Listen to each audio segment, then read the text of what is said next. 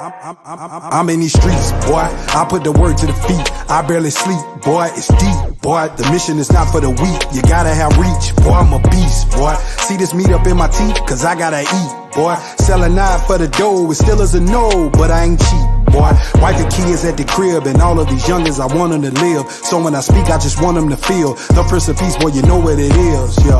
I'm seeing too many homicides. I can't afford it just running high. Religion just want me to pick a side. I do not fit, we don't click inside. See, I got a partner who throw back a bottle, get drunk and delirious, destroying his liver. How can I play it cool when he playing a fool? See, homie, I wanna deliver. Issues was big, but my God is bigger. I pray for rain cause he crying the river. Cause it feel like a drought, Lord. Can you come in it quicker, Lord? So I'ma just stay in my lane while y'all keep on playing these games. I got a hate for the genocide. I'm too familiar with pain. Got it in with these hogs, hook up with the mob. It's clear that they wanna bring change. Pretty clear that they live in this name. Pretty clear they put trust in the king. Most of the time, though you really may be the love of Christ that some people may see. If the fruit is good, let them pick from the tree. Cause in the hood, that is just what they need. When Jesus preached, he did it in the street. Not in the building with the comfortable seat. Looking for us, we'll be out in the street. Yo, where the lost, man, they out in the street. Most of the time, though you really may be the love of Christ that some people may see. If the fruit is good, let them pick from the tree. Cause in the hood, that is just what they need. When Jesus preached, he did it in the street. Not in the building with the comfortable seat. Looking for us, we'll be out in the street. Yo, where the lost, man, they out in the streets. To the trenches, we've been sent by the Father. For the thirsty, we got that living agua. Man, the truth will cut like it's a katana. Chop the head off of that big anaconda. Man, the devil always keep a drama. In the streets, they just flicking the llama. Shooting reckless and hit someone's mama. Taking lives over dollars with commas. How killer black and we screaming KKK. What's the difference? We lynch with the AK. People start hating where they stay. Wanna move out of the hood, get away like a vacay. When you hear it straight, hit a baby. And our kids have no safety where they play. I tell all the saints that when they pray, to make sure they tell God it's a main day. We go from the church to the trenches. Saving souls in the hood is the mission. They asked Jesus why he hang around all of them sinners. He said that the sick need physicians. So I'm here to say to the Christians, it's cool that we have our conventions, but if we ain't got time to be outside, I must question intentions. I played in the mud, so I know when you lose a loved one, it's a hard blow. The cycle of beef and revenge killed a couple of my dogs like Parvo. I hopped on this record with my bro. We both shine in the dark with that God glow. See, we love our people, they need the light. That's the reason we be on the block. Most of the time, though you really may be the love of Christ that some people may see. If the fruit is good, let them pick from the tree. Cause in the hood, that is just what they need. When Jesus preached, he did it in the street. Not in the building with the comfortable seat. Looking for us, we'll be out in the street. Yo, where the lost, man, they out in the street. Most of the time, though you really may be the love of Christ that some people may see. If the fruit is good, let them pick from the tree. Cause in the hood, that is just what they need. When Jesus preached, he did it in the street. Not in the building with the comfortable seat. Looking for us, we'll be out in the street. Yo, where the lost, man, they out in the streets.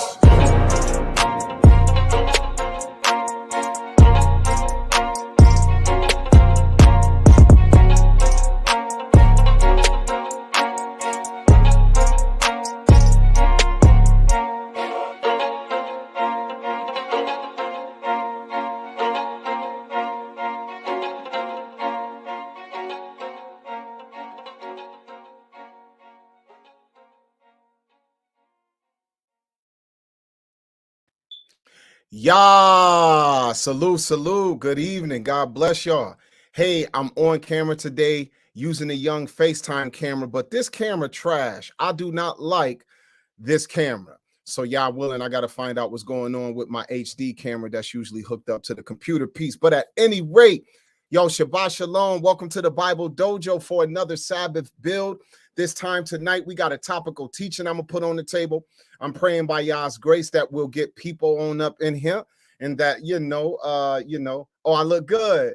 Oh, it looked good on the camera. Okay, maybe it just looked trash to me on my end, but at either rate, I appreciate y'all tuning in, not just to see my beautiful likeness and image, but to hopefully hear truth when we're dealing with the truth of the Most High, which is his holy word in Hamashiach. So I welcome you all to the Bible Dojo. Welcome. If you don't know me, I ask you to get to know me. If you're here on YouTube or Facebook, and this is your first time, I ask you to subscribe to the channel. On Facebook, send out that friend request. For those of you who are a part of this already, Most High bless you. Thank you for your consistency. Go ahead and share this out and let folk know we up in here. Salute to anyone who tapping in through the clubhouse. Tonight, I have a presentation that's going to deal with biblical and extra biblical truth, which is undeniable. And I'm hoping that it will either confirm some things some of you already knew, or may even shed a little bit of light on some things you may not have really considered about Hamashiach, and how the Most High used time and circumstance and use the wickedness of man to bring forth his will. And this is part of that very mysterious and all riveting side of the power of life that still mystifies me and cause me to have even deeper reverence. It's not just about what I feel Yah may do for me personally, but it is about this plan and the way that you see it playing out, not only in our present time, but in the entire history of humanity. So I'm gonna say to you all, it's your brother Zadok Ben Israel, aka the God Hop MC, hashtag just the vessel, nobody special. They call me Young Chimney because I'm built for the smoke, you heard? But I don't debate for strife, I debate for life. Ben Ketor in the building, also known as Hookah for heretics. I got all them names, yeah, them all my hashtags. So we in here. Welcome to the dojo. The doors are open. So come on in, take your shoes off, look down, check your sock game, make sure you're on point, and let's start these warm-up katas because it's about to get biblical and extra biblical. And as I get ready to do this, I got my Ak with me tonight. Some of y'all who tapping in through the Clubhouse, y'all might know my Ak from over there. He got the basic training room on Clubhouse, so go and hit him up. Become a member of that platform. This is my Ak Talmud in the building. Salute, Ak. Good evening to you. Salute, champion. Pleasure to be here. Oh, no, it's a pleasure to have you, Ak. I appreciate your support this evening. And prayerfully, what's going to get put on the table will be something that our people will be able to take and run with if they don't already have this information. So, brethren, once again, I'm going to point you to the screen. Those of you watching through YouTube and all of that, I ask you to consider supporting the ministry tonight. It takes a lot to put these teachings together, to be available, to get the equipment and things necessary, and then also to, by Yah's grace, he's been blessing y'all. This ministry has been able to be helpful to other people in their times of need. And sometimes we've been able to help people who may not be a part of our circle, but we see people in trouble and in need. And I'm able to come to the aid of people, not simply because I got a long checkbook or something, but because it be stuff in the coffers from ministry. It be stuff sitting in my Cash App and stuff. I'll be like, oh, what you need? Oh, no, I got you. And I'm able to help, not from me alone, but they may not know, yo, this come from other people who send their ones and twos to support what I'm doing. So know that it helps me out, but it also helps out many others. So if you are moved tonight, look at the ticker on the bottom of the screen. It gives you the information how to do so. Any folk tapping in through the Clubhouse, y'all could go ahead and you can hit that PTR, and my bio is there, and the pertinent information is there as well. So as I get ready to do this, hey, yo, Ak Talmud, let me ask you something, Ak. In your honest opinion, from where the Ruach has brought you so far in your line of studies, when you look at Hamashiach, man, just on the level of being a man in the flesh, what impression do you get from that man, bro?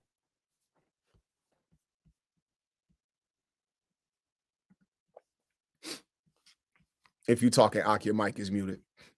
Say that one more time. My daughter came talking to me. Oh, okay. No, I was saying, when you look at the text and you see Hamashiach as a man in the flesh, what impression has that man left on you? What's your opinion of that man? Yeah, that's a great question. And I'm going to go to Matthew chapter 23 to start. Start at Matthew 23 and verse 23. It says, "Woe to you, scribes and Pharisees, you hypocrites, for you pay tithe of mint and anise and cumin, and have omitted the weightier matters of Torah, which is justice, mercy, and faith. These ought ye have done, and not leave the other undone." So what I get from the Mashiach is he was one that was more so about the ethno-cultural principles of Torah, which speak to the fact that this is much more than just a ceremonial life, as pertains to a lot of the ceremonial observances that come with Torah. but he was about the core of Torah, which is what some of our argue is associated with being a man after the Most High's own heart, as far as being about justice, being about mercy, being about faith, because what that speaks to is the Most High's government, as pertains to how he intends for us to govern ourselves and his people, as far as being morally sound as a people and being astute when it comes to basically moving in ways that contribute to the progress of our people as it relates to justice, mercy. Mercy is necessary when it comes to governing ourselves and others, because of the fact that we have to judge from a perspective of understanding, from a perspective of humility. See, because without that, we can be over the top, we can be extra. You see what I'm saying? We can be unnecessarily harsh. You see, without mercy. And then when you deal with faith, our being a faithful, consistent, and solid people in our belief.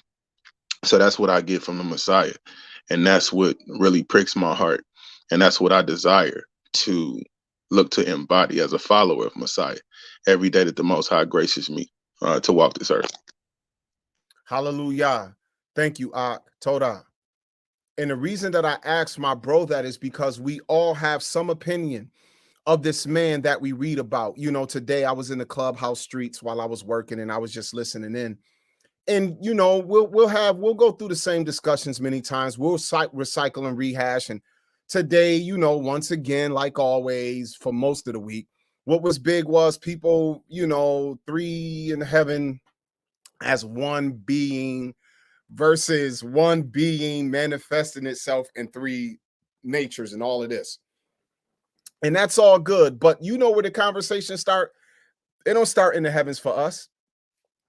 It starts with the revelation, with the revealing of who we call Yeshua HaMashiach. What was saw in the flesh, or as John says, I believe it's John, the word of life that we handled, that we saw. We're witnessing that. Peter says, we have not given unto you cunningly devised fables, but we were eyewitnesses of his majesty. That's where it starts for us with Hamashiach. Outside of that, sometimes there's text that can be pointed to about him that can be obscure without him being revealed. That's why many in Israel missed the mark when he was right there in their face, because they did not perceive, they did not understand. So what I want to put on the table is an aspect of Hamashiach as a supremely ready, capable, and ultimate revolutionary. But this revolution is for the redemption of Adam, that, if we understand the text according to John 1, was made with his own hands. But what does that mean? That's a mystery.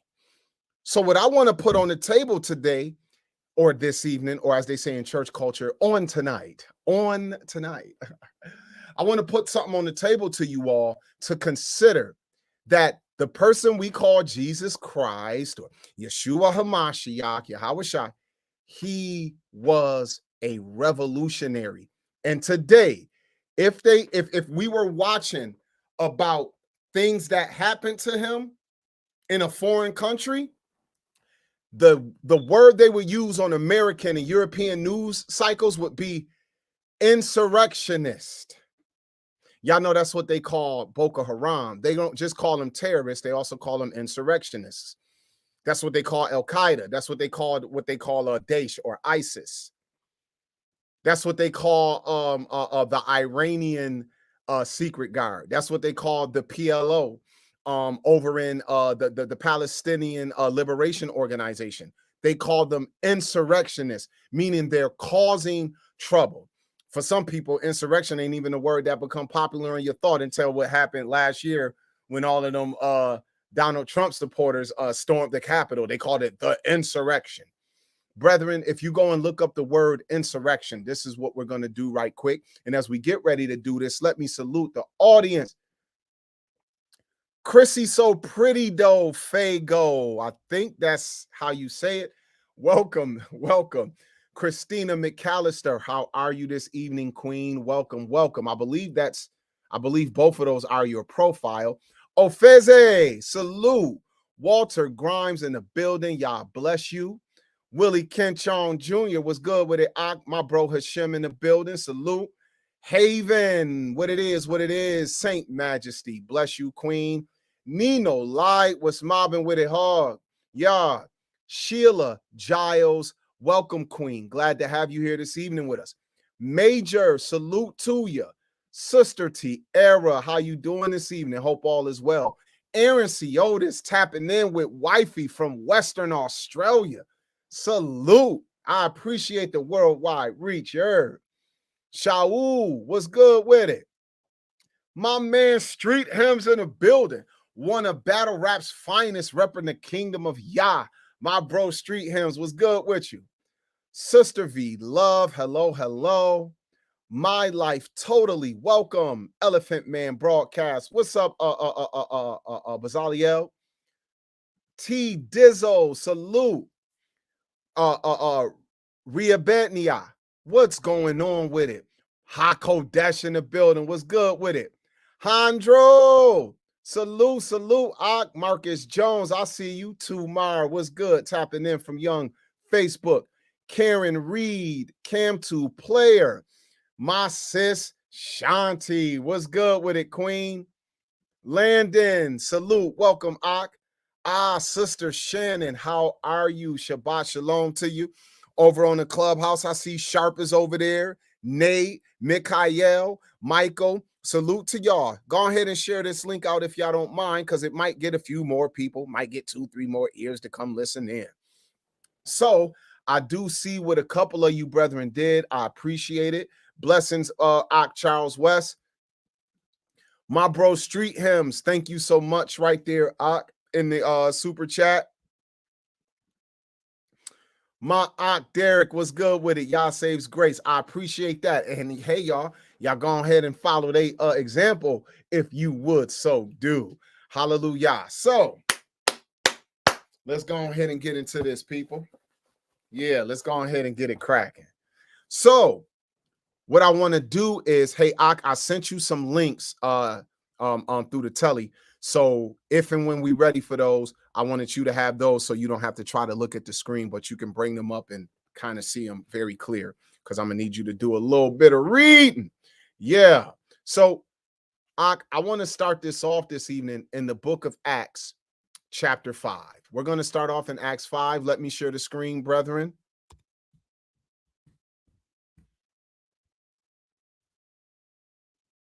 Acts chapter 5. And when we get there, I want to start reading at verse. Oh, hold on. Let me see. Okay. Acts 5. This is after Ananias and Sapphira had passed. Acts 5 and 11. Ak.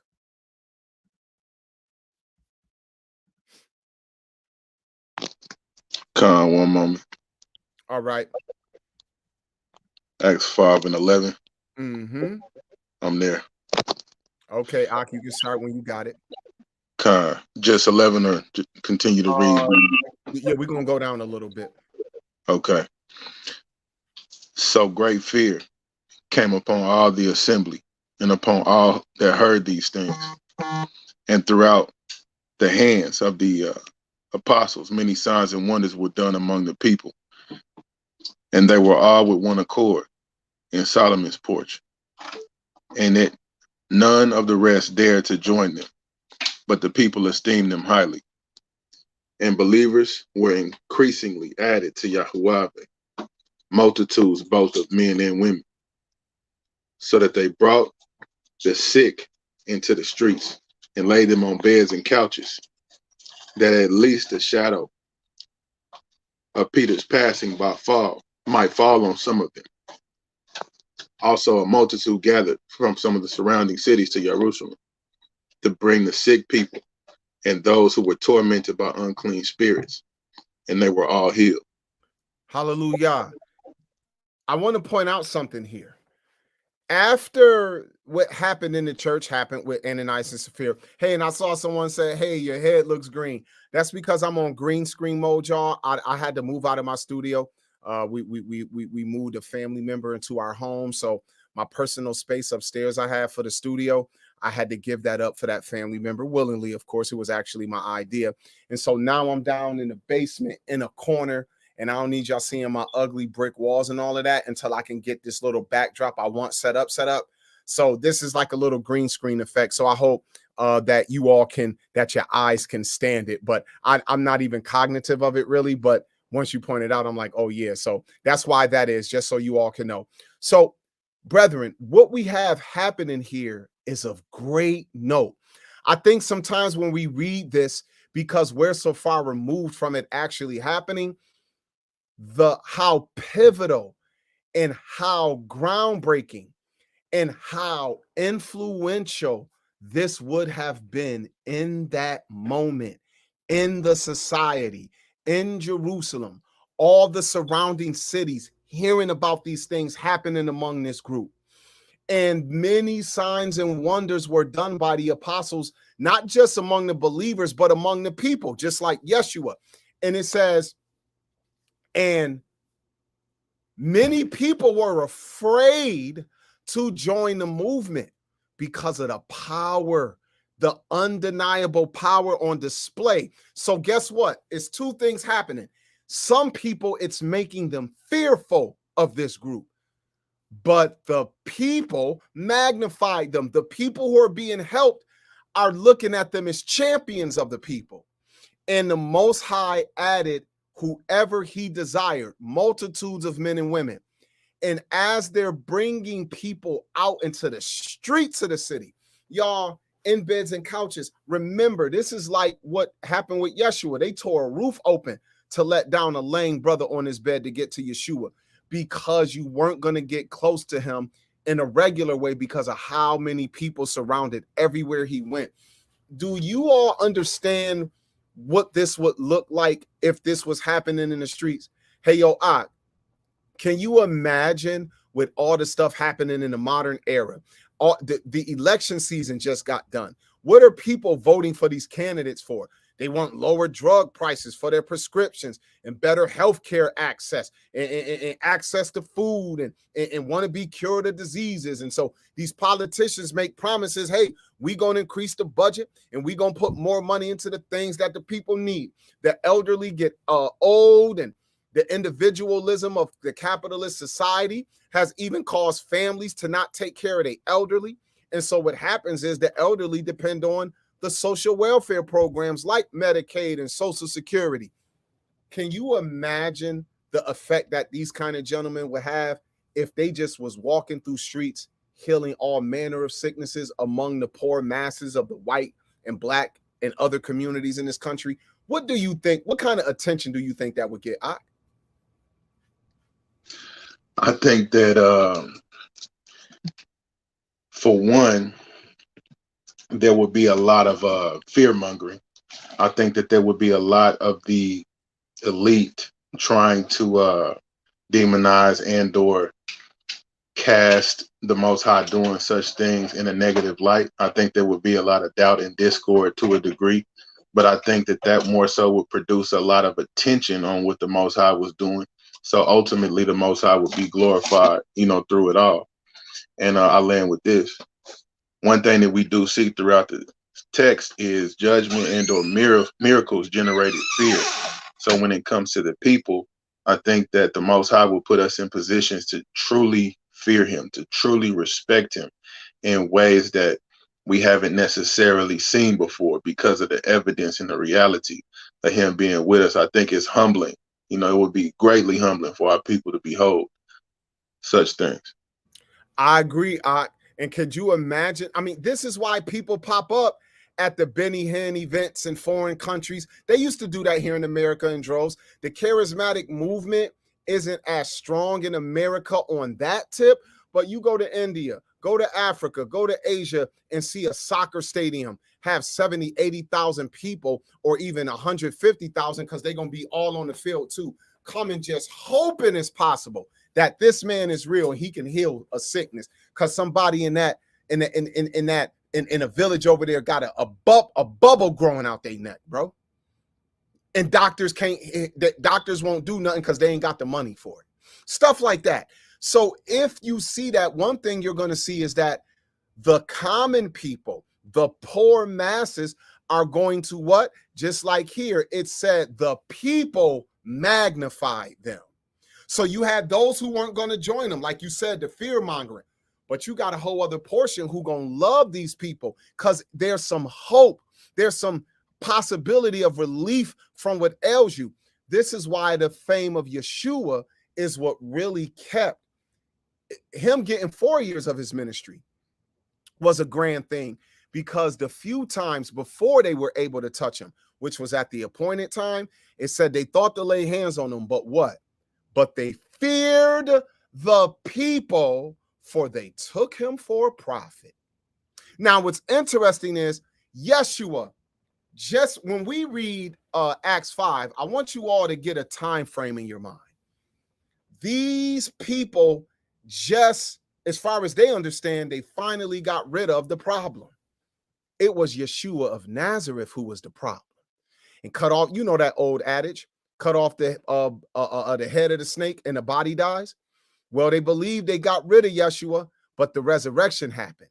And where they thought they got rid of one man, do y'all understand that now, by the time you get to Acts 5, and this is all, as far as I understand, within that first year of the death of Hamashiach, they actually got to deal with 12 men who are similar to what Yeshua was. But now you thought you got rid of one, but now there's a council of 12 who all have various gifts from the Holy Spirit to heal, raise the dead. Remember when Eutychus fell out that window and Paul went out there and rose that boy back to life? Y'all remember that? So what I'm saying to you all is that when you see this in the scripture, understand the implications of it. But this is the thing. While you see these so-called healers and people blessed with the gift today, you know one thing they aren't a problem with? There is nothing about them that the government threatens. The government ain't scared of no Benny Hinn. But Yeshua and them not only got real results, but they also had a message that was aimed at the entire society. And we're going to see how this plays out. So, hey, Ak, let's continue. Let's continue to read here at verse 17. Con. Yo, Ak, beforehand, could I read something real quick that I think is a good addition to what we're bringing out? Yeah, go ahead, Ak. Oh, praises. So when it says here, in terms of what we just read, starting at verse 12, it says, through the hands of the apostles, many signs and wonders were done among the people, and they were all with one accord in Solomon's porch. See, Solomon's porch, as far as it being a location, is important. When you talk about the Talmud of Yahusha, or the disciples of Yahusha, truly following his footsteps. Because in John chapter 10, verse 19, even when we talk about the fear mongering, that would be a reality amongst those who may be trying to a degree, deny the works of the Most High and or not truly receive the works of the Most High. And I argue that those that would do that are doing that because of the fact that sometimes people who would be in a position to oppress and or people who would want to be in a position to maximize or monopolize on the suffering of the people. This is interesting here in John chapter 10, verse 19, real quick, because it says, therefore, there was a division among the Jews because of these sayings. And many of them said he has a demon and is mad. When we talk about that fear mongering, that slander, it says, why do you listen to him? We talking about Yahusha. And others said, these are not the words of one who has a demon. Can a demon open the eyes of the blind? Verse 22, now it was the feast of dedication in Jerusalem, and it was winter. And Yahusha walked in the temple in Solomon's porch. That's the same location they at, and what Ak has us reading here in Acts 5. When they talking about a man who opened the eyes of the blind. See, I argue that if we are truly living the way the Most High intended for us to live, these things should be going on amongst us. And I do believe that in this time, in terms of what Ak is bringing out, our people are onto something. And most high willing, may our power be glorified in terms of our people being liberated from people who would be trying to monopolize and or benefit off of the suffering, if you will, of our people. I just wanted to bring that to the table because they're in the same location that Yahushua was in John 10, as what Ak is bringing out here in Acts 5. Now, you said verse 17, Ak? Yeah, and that Solomon's porch is a dedication to the man who basically took it to the next level and built the house of the Lord. It's not a coincidence, bro. It's not a coincidence at all. But yeah, go ahead.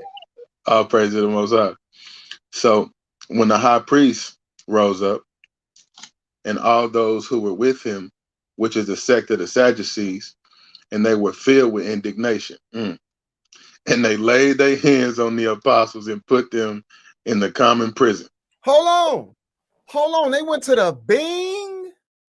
Hold on, man. Yo, they didn't do nothing but heal and help the poor. How does that land you in prison? The common prison. You know, the common prison was for criminals, for sinners, but for a righteous work. These men, by the government leaders of the nation of Israel, were put into the common prison, and Yah sends the angel that night, of course, to open it up. Now, I want to skip down for the sake of time and notice when the angel opened it up, look at what the angel told them boys, man. Go ahead and read verse 19 and 20. This is Acts 5, verse 19 and 20. But at night, the angel of Yahuwah opened the prison doors and brought them out and said, go stand in the temple and speak to the people all the words of this life. Do you know that when you claim to preach a Mashiach, you preaching a life? You preaching a certain culture. You preaching a certain fruit that is desired. What the life of a Mashiach is in the vineyard of Yah of hosts.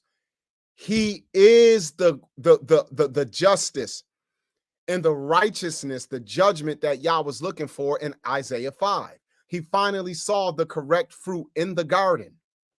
And what we're supposed to be is the production of the good fruit and not wild grapes, not the wild and sour grapes, which represent oppression and injustice. But he said, how come when I came looking for judgment, I found oppression? When I came looking for righteousness, I found the people crying. Here you see the people being relieved. Let's go and look at, and it got them thrown in prison by the leaders of the government. Understand, the high priest and those who were with him of the sect of the Sadducees, they were the leaders of Israel's government at that time. Let's move on. Let's go to another text, John 11. Let's go to the book of John, chapter 11, and let's take a look at something here. Because I'm telling you that there's going to be this constant run-in between the disciples of Christ and the government. Why? Because the kingdom of heaven suffereth violence. Let's go to John 11. And when we get there, we're going to skip down to verse 47 and look at what they did toward our master.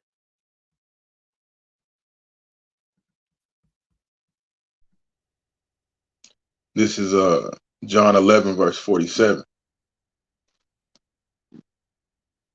And when the Kohanim and the Pharisees gathered a council and said, what shall we do?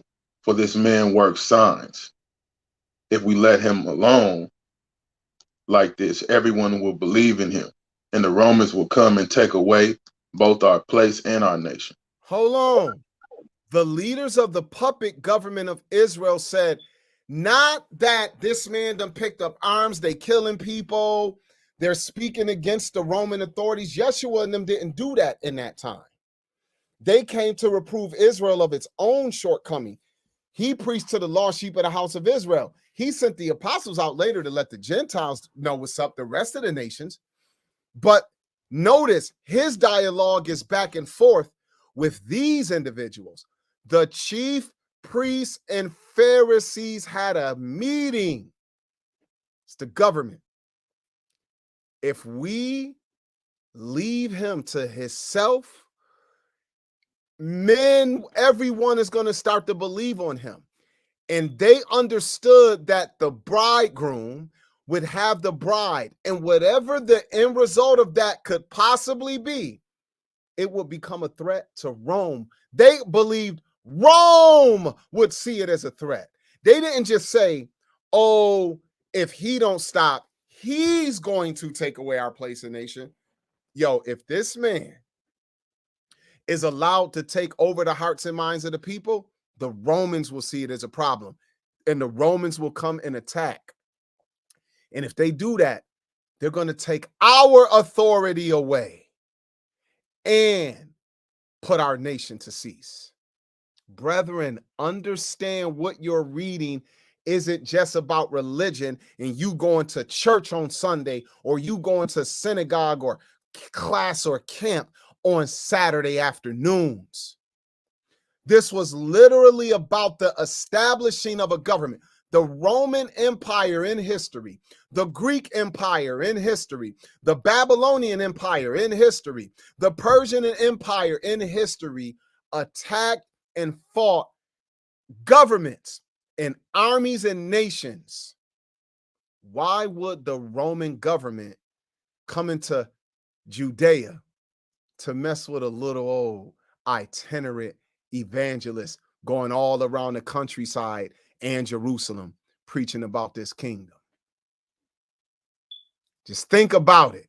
They understood this man's potential to be a threat to them losing power and the Roman oppressive government coming in to put their hand in to stop it. We didn't see Yeshua himself get to that point, but understand the threat of his kingdom to the governments of this world, all of them. Even the Hebrew Israelite desire to have a government that is anything other than what Hamashiach was sent to instill and institute. He's causing trouble. I want to pull up something right quick. Let me do this right quick. Let me give you all the definition of the word. I'm sorry. Yeah, the word insurrection. Let me bring it up right quick. Okay, let me stop and reshare the screen.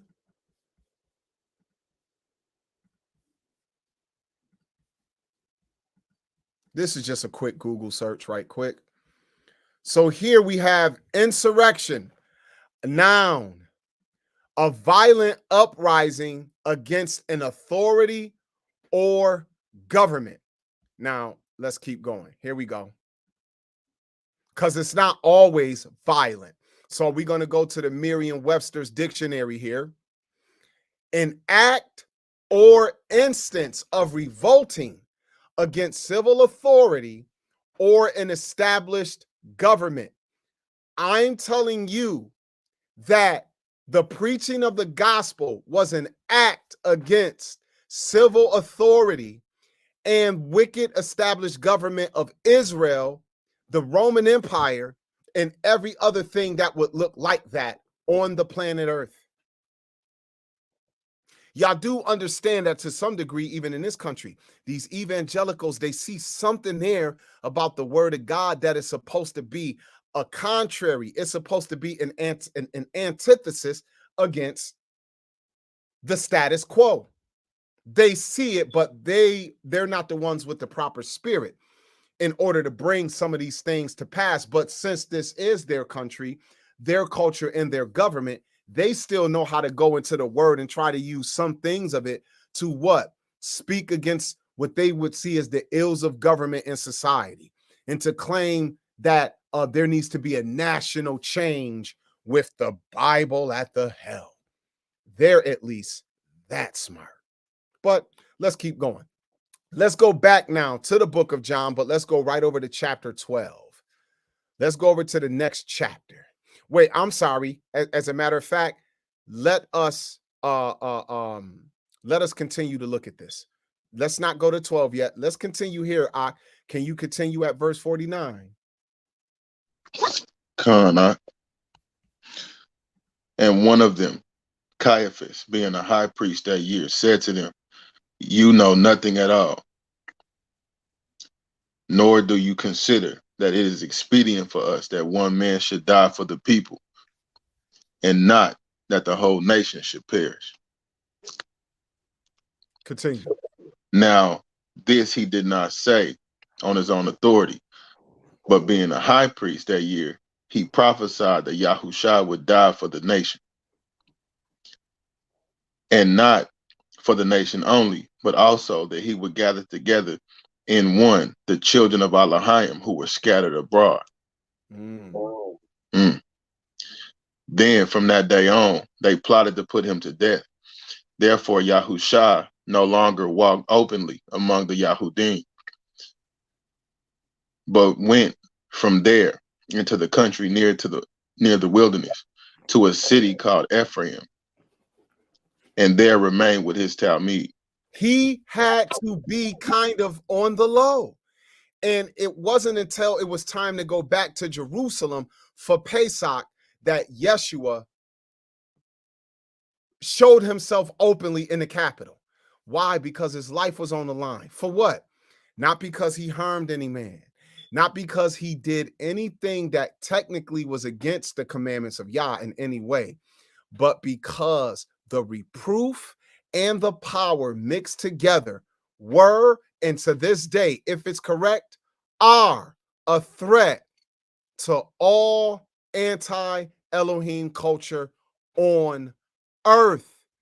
Because he said not only for that nation, so he's not just dying for what's happening within the borders of Israel, but the children of the diaspora were scattered among the Gentiles. So there's even evil, and there is lack of justice and judgment in those lands, as well as it was, unfortunately, at the time that Hamashiach walked among his own people in the flesh. Let's go over to chapter 12 now. And when we get over to 12, let's start reading at verse 9.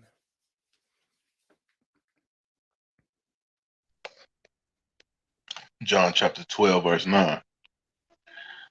And much people of the Yahudim therefore knew that he was there, and they came not for Yahushua's sake only, but that they may see Eleazar also, whom he had raised from the dead. But the chief priests consulted that they might put Eleazar also to death, because that by reason of him, many of the Yahudim went away and believed on Yahushua. Yo, it was so bad that now, y'all, they trying to kill the evidence. Lazarus was raised from the dead. Many people heard that Yeshua was going to be at the feast, so they came to Jerusalem. Not just they came to see him, but Lazarus, who everybody know died in Bethany, being alive among them. People wanted to see that evidence. And what did the government leaders think? Yo, man, we gonna have to find a way to get rid of Lazarus. He been raised, y'all. He died from a sickness. He got raised from the dead, and they like, yo, we got to kill him. Why? Because that him being alive from the dead would cause many Jews to believe on Christ. Yo, these men's lives are being threatened and they're causing trouble, but the weapons of their warfare are not carnal. Here we go. Let's continue. Let's go over to chapter 19. Same book. Same book. Now he's in Pilate's face. Let's look at this.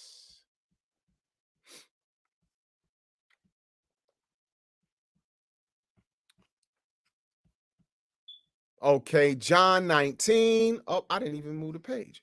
Hold on, brethren. Let me move.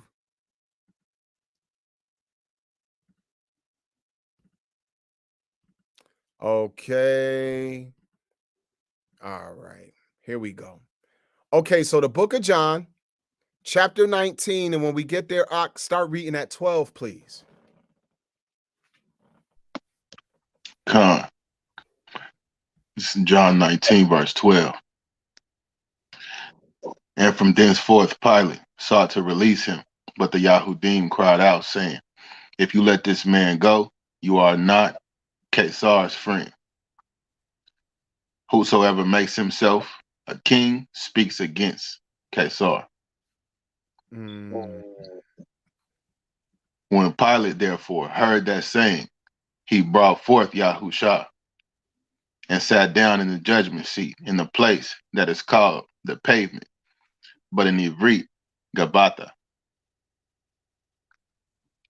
And it was the preparation of the Pesach about the 6th hour. And he said unto the Yahudim, behold your king. But they cried out, away with him, crucify him. And Pilate said unto them, shall I crucify your king? And the chief priests answered, we have no king but Caesar. That's terrible. Ooh. Yo, hold on. Yo, what the hell they just say, bro? They said they have no king but Caesar.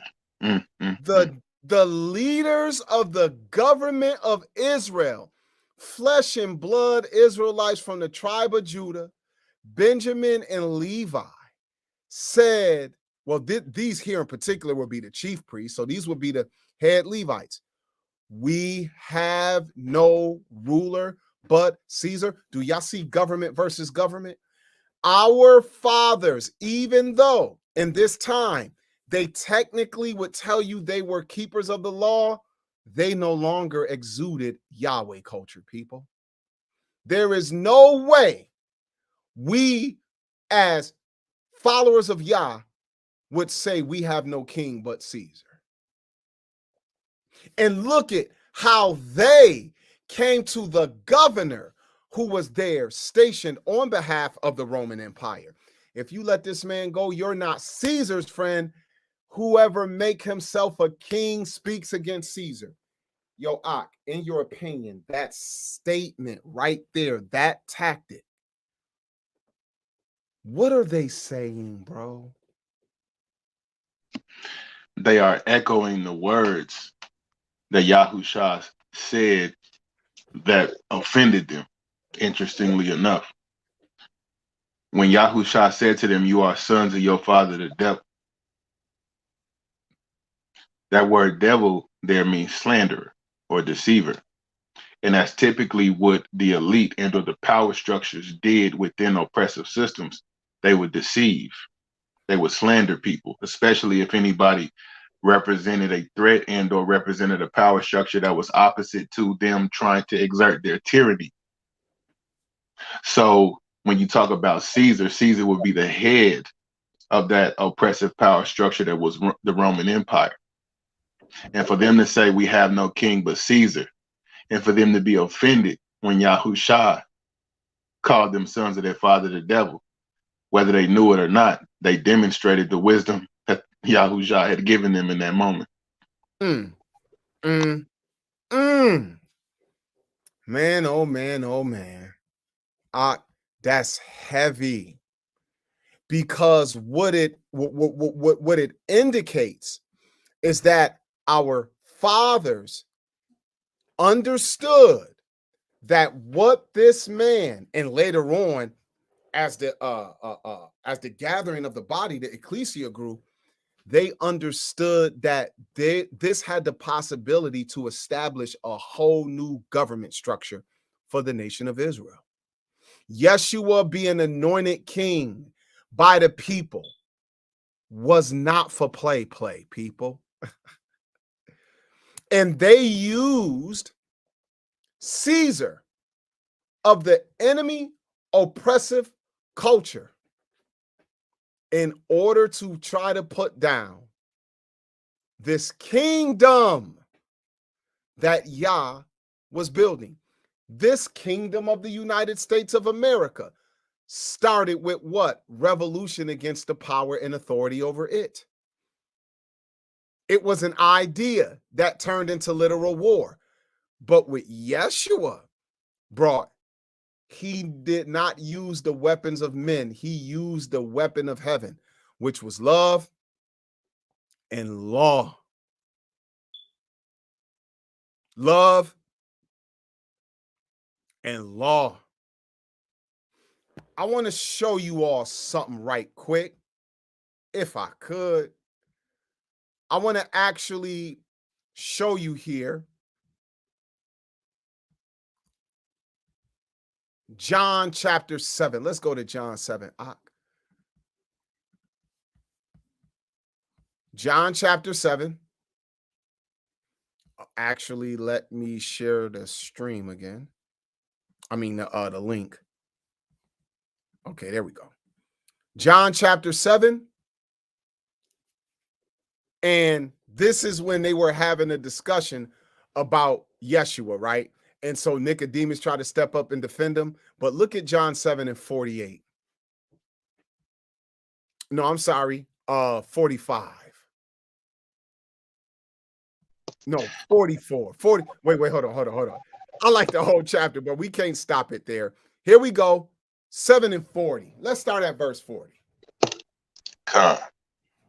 This is John 7 and 40. Many of the people, therefore, when they heard this saying, said, of a truth, this is the prophet.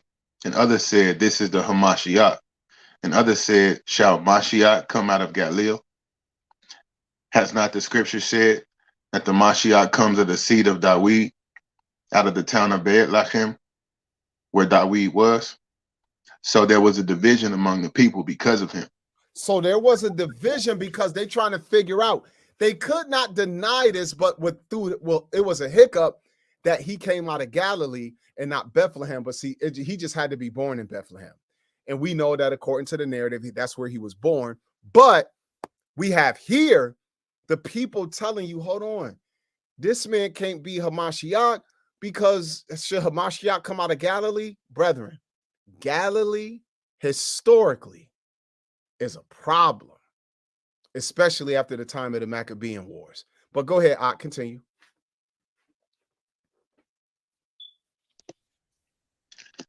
And some of them would have taken him, but no man laid hands on him. And there came the officers to the chief priests and the Parashim, and they said unto them, why have ye not brought him? And the officers answered, never man spoke like this man. And then answered them the Parashim, are ye also deceived? Have any of the rulers of the Parashim believed on him? Hold on. So you got y'all understand what's happening. This is causing contention in the nation. And the Pharisees, look what he said, have any of the rulers or the Pharisees believed on him? You know why y'all should reject him? Because the government structure is not trying to accept him. Continue, verse 49. But this people who knows not the law are cursed. And Nicodemus said unto them, he that came to Yahushua by night, being one of them, does our law judge any man before it hears him and know what he does? And they answered and said unto him, are ye also of Galilee? Search and look, for out of Galilee arises no prophet. Every man went unto his own house. That's good, Ott. Brethren, Nicodemus tried to step up and, if you will, he tried to give some leeway to Hamashiach and say, look, brethren, we shouldn't do anything like this. But brethren, I'm going to tell you this. They were not feeling the fact that Yeshua, and guess what? All of his followers come out of the region of Galilee, and Galilee bordered Samaritan territory.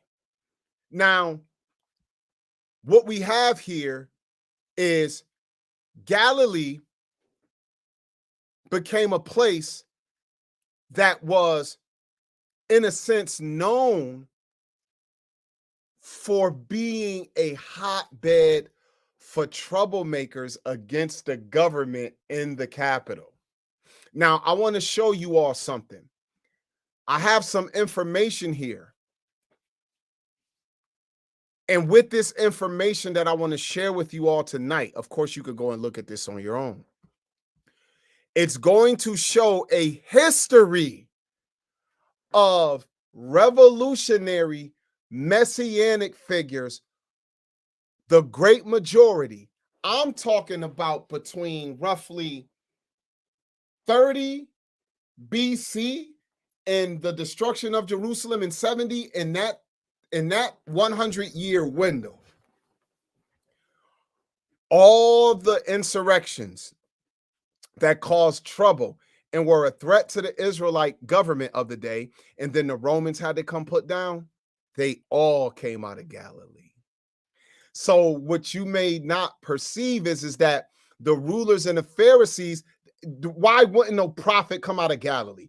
The scripture don't tell you where prophets got to come from. It don't tell you what prophets only come from this tribe or this place. They're going to say, basically, search and look. Why would they say that? Because of the reputation up to that point. Man, look. Yo, let's go look at a couple things. Hey, yo, Ak, I sent you some links, right? You got those? I'm going to put something up on the screen here. I'm going to stop sharing the screen. I got this information from a site called livius.org. Okay. Reshare. Hey, welcome. If you just joining us, welcome to the Bible Dojo. It's your brothers at Ak Ben Israel. I'm joined by my Ak Talmid tonight, helping me with the duties.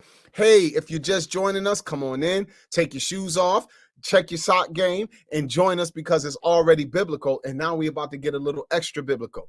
Hey, I asked that you would share this out on the various platforms if you feel so led. Also consider supporting the ministry financially this evening.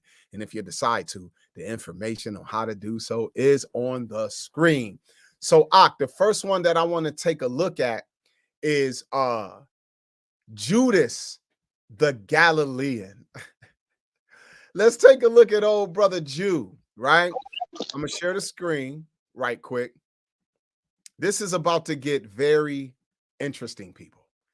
All right, here we go. Judas the Galilean. When you got it, Ak, you can start reading. Now, brethren, this is 6 CE. Now, remember, hey, yo, Ak, how old did they say Mashiach was about in that narrative about the one Pesach when he stayed back in Jerusalem and his parents was looking for him? About 12 years old. About 12. Adolescent. All of y'all remember your adolescent time, like between the ages of 12 to 14. They have, in most theological theories, you have Yeshua, Messiah, being born around 4 or 6 BC. So around the time that Christ would have been about 10 or 12, this would have been an unavoidable young Hebrew living and growing up in Galilee. All the apostles, probably close to him in age, growing up in Galilee, in their adolescence would have been men who they were hearing about and even possibly seeing in action, and also starting to understand this wrestle between the leadership government in Jerusalem, the revolutionaries coming out of Galilee, and how the Roman Empire and the puppet government of Judea constantly put down these threats to the quote unquote stability. So here we go, Ak, and y'all can read about this guy in the in Josephus' writings. But we got Judas the Galilean. Roughly, his movement popped off around 6 CE. Go ahead, Ak, where it says story.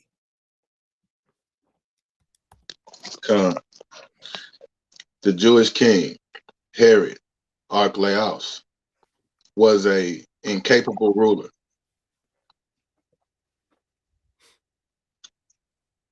And the Roman authority decided to dispose him in 6 CE. His realm, Judea, Samaria, and Idumea, was annexed as the province of Judea.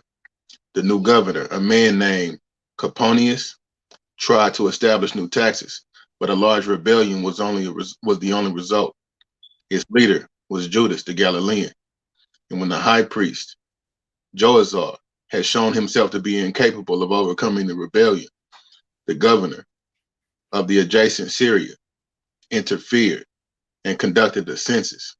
And this was the Publius Sulpicus Quirinius, well known from the census mentioned in the Gospel of Luke, from chapter 2 and verse 2.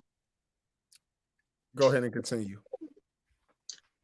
There was one Judas, a Galilean of the city, whose name was Gamala, who taking him with Zadok, a Pharisee, became zealous to draw them to a revolt. Both said this taxation was no better than an introduction to slavery, and exhorted the nation to assert their liberty, as if they could procure them happiness and security for what they possessed, and an assured enjoyment of a still and greater good, which was that of the honor and the glory, where thereby they would acquire magnanimity.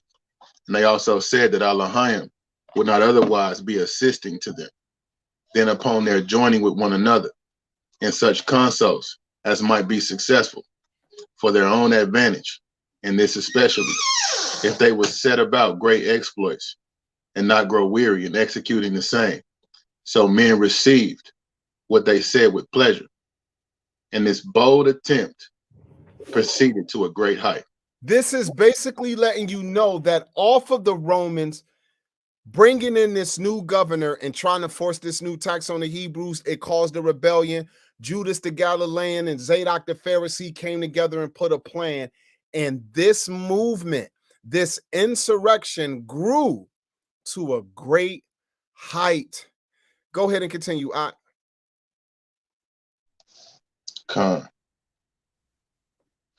Judas the Galilean was the author of the fourth branch of Jewish philosophy. These men agree in all other things with the Pharisaic notions, but they have an inviolable attachment to liberty, and they say that Elohim is to be their only ruler and Lord. They also do not value dying, any kind of death, nor indeed do they heed the deaths of their relations and friends, nor can any such fear make them call any man Lord. These men were not afraid to die for what they believed. And brethren, they would bring down the house on people. So when Josephus describes the group that eventually came from him, the Sicarii, he's going to describe this where it says their leader Judas is not treated kindly. Look at this. Let's go ahead. Wait, hold on. No, this one here doesn't give me the quote that I'm looking for. Oh, nope. Here we go. So you got the sons. Now, Judas got sons who are going to pop up 40 years later when they're grown men. Let's look at what happens. Here we go, brother. See where it says this is a quotation? When they're going to bring up Jesus, and through this, they're going to quote that discussion among the Pharisees. But go ahead. So this is a quotation from the discussion amongst the Jewish leaders about Yahusha. We know that both Yahusha and Thudas, together with Judas, the grandson of Nahum, were called messiahs. And this makes it extremely likely that this was a title given to Judas too. An additional argument is that Judas made a bid for national interdependence, something that was expected from the Messiah. In about 47, Judas's son, Jacob, and Simon were arrested and crucified by the governor Tiberius Julius Alexander. The story is told by Flavius Josephus. Then came the successor of Fatus, Tiberius Alexander. He was the son of Alexander and the chief custom officer of Alexandria, and one of the most influential men of his age, both for his family and his wealth. And he was more eminent for his piety than his son Alexander, for the latter did not continue in the religion of his country. Under this prefect, a great famine happened in Judea, and the queen Helena of Adibene brought grain in Egypt in great expense and distributed to those that needed it. Besides this, the sons of Judas, the Galilean, were executed. I mean that they were the sons of Judas who caused the people to revolt when Quirinius came to take the account of the estate of the Jews. And the names of those sons were James, Simon, who Alexander commanded to be crucified. Hold on. So this man, around the time Yeshua, see, brethren, y'all know what's happening? Yeshua and them were considered insurrectionists, but they weren't part of any of the four groups of Jewish philosophy. The Sakari being the ones who were willing to pick up a sword and run you through with it. But in the midst of that climate, you had these Messiah type figures. This is missed if you don't study the history of our people. So while Yeshua would have been roughly about somewhere between 10 and 13 years old, Judas the Galilean led a big revolt along with a very prominent Pharisee named Zadok. Relation. And then 40 years later, during the time of the apostles, look at the effect of this. So you got to understand Yeshua and then what made them stand out from everybody was the power of Yah on them that hadn't been seen since the time of the prophets.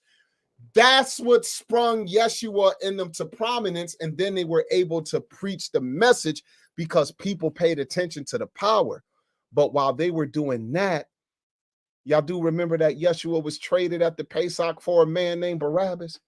Y'all do know that Barabbas is a part of this group. So there were a few different troublemaking entities inside of the Israelite government, and they in the common prison would have held such characters. When Peter and them got thrown in jail, y'all know they more than likely got thrown in jail with people like this. Because, you know what? Let's continue. Let's do this. Let's now go to the next figure I want to bring up. Let's bring up that Theudas that is spoken of in the scriptures. Let's look at young Theudas. His story is sometime between 44 and 46 CE. And when you got it, you can start right there where it says story. I hope you all are paying attention to this information because it's important. Con.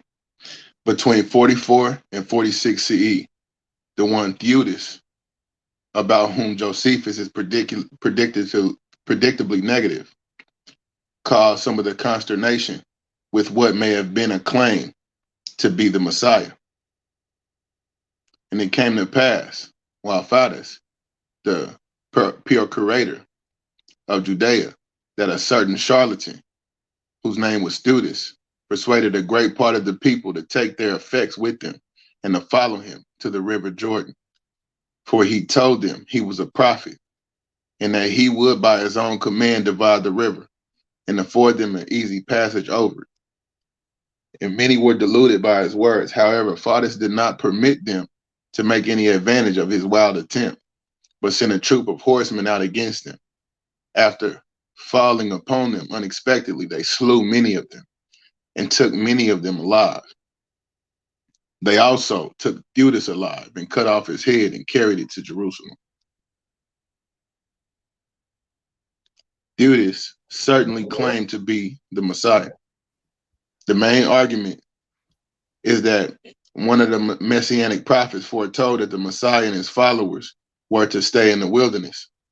Theudas' claim to be able to divide the river is clear. is a clear allusion to Joshua chapter 3, verse 14 through 17, which has everything to do with the redemption of Israel. Another argument is that the author of the Acts of the Apostles mentioned Theudas in a Messianic context. Brethren, this is heavy, because what you got to understand is that while Yeshua has ascended into the heavens to sit on the right hand of the Father, roughly sometime between 30 and 33 or whatever the year is, within that decade following what he started, the apostles are building this in Jerusalem and Judea at the exact same time this is happening. When you're reading all the book of Acts and all of that, go and do your research and find out the timelines that theologians give for the various chapters in Acts, and when the apostles' letters were being written, when Peter and James from Jerusalem write their letters to the children of the diaspora and all. Brethren, all of this is happening between 30 and like roughly 60 BC, this 30-year window of time. How many of you would have even had it in your mind something like this is going on at the same time that the apostles is built in the church? Yo, Ak, as we read in this, you see the significance of what we're dealing with here, Ak? Absolutely.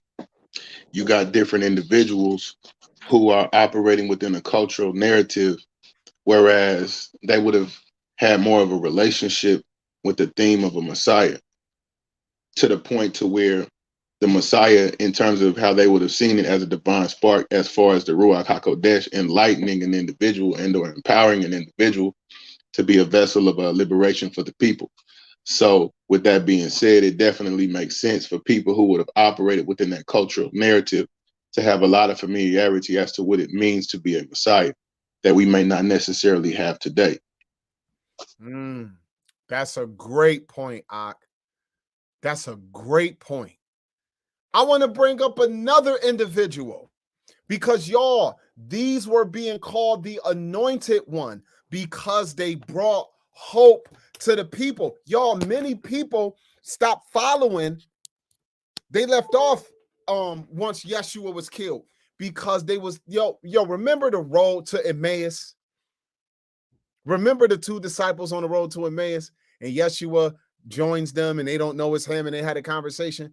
And remember, it says they thought he was the one. Man, we thought he was the one. The one what? The one we've been waiting for. Well, I'm telling y'all, it was others who had claims and led revolts and revolutionary attempts and were popular with the people at the same time. But if you just read your Bible exclusively, you won't notice. And it won't make sense on how Yeshua could have been lumped so easy for the Pharisees and the chief priests to put him in chain and bring him to the Roman procurator, Pilate, because this is what been happening the whole time. Let's now, I see, oh, my Ak dropped. He'll come back in, so I'll continue it. 4 BCE, y'all, this was a revolt and a revolutionary movement that happened around the time that Yeshua was said to be born. This is Judas, the son of Hezekiah, 4 BC.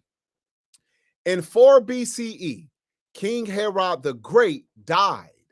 Immediately, there were several revolts against the rule of his son and successor, Herod Archelaus. Really? Interesting. Let's continue. There was Judas, the son of that Hezekiah, who had been the head of the robbers. Brethren, who got put to death next to Yeshua in the Bible narrative? 2 thieves. That's what's written in most of your translations. These weren't thieves in the sense of somebody breaking your house and steal your TV. These were Robin Hood type figures, meaning they would take from wealthy Jews who they felt sold the people out to the Roman authorities, and they would even steal from Romans. They'll kill you too, and take your stuff and give it to the poor. This Hezekiah had been a very strong man and had with great difficulty been caught by Herod. Judas, having gotten together a multitude of men of a profligate character about Sepphoris and Galilee, made an assault upon the palace there. Where? In Galilee. When we looked at Judas, the Galilean, where? Galilee. When Christ was preached, and we just read that last text in John 7, they said, ain't no prophet coming out of no Galilee. Brethren, do y'all see what's happening here? How the Most High used the climate of the day to make sure his son would grow up and gain a reputation as one who basically came from some ghetto that ain't full of nothing but farmers and fishermen and troublemaking insurrectionists. But at any rate, he made an assault upon the palace there and seized upon all the weapons that were laid up in it, and with them armed every one of those that were with him, and carried away what money was left there. He became terrible to all men by tearing and rending those that came near him. And all this in order to raise himself, and out of an ambitious desire for the royal dignity, for he hoped to attain that as the reward, not of his virtuous skill in war, but of his extravagance in doing injuries.